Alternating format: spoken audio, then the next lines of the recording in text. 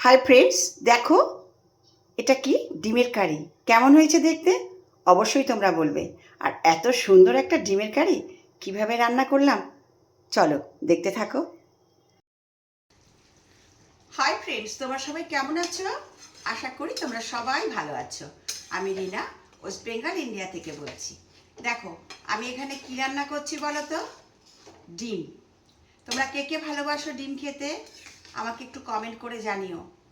দেখো আমি ডিমটা কিভাবে রান্না করলাম তোমাদের একটু বলি। দেখো আমি প্রথমে ডিম আলু তো ভেজেই নিলাম।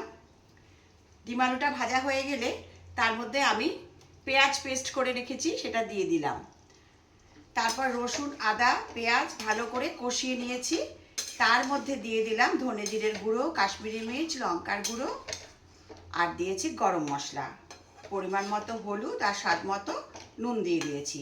দিয়ে ভালো করে মশলাটাকে আমি কষিয়ে নিয়েছি। তারপরে তার মধ্যে আলুটা দিয়ে আবার কষিয়েছি। তারপর ডিম দিয়েছি আর পরিমাণ মতন জল দিয়ে দিয়েছি। কেমন হয়েছে দেখতে তোমরা বলো? দেখতে কেমন হয়েছে তোমরা কিন্তু বলবে অবশ্যই। আমার এটা রান্না হয়ে গেছে। তোমরা সবাই আমার ভালোবাসা নিও, ভালো থেকো, সুস্থ থেকো। আর যদি ভিডিওটা ভালো লাগে একটা লাইক কমেন্ট করে দিও। আবার দেখা হবে নেক্সট ভিডিওতে। টাটা।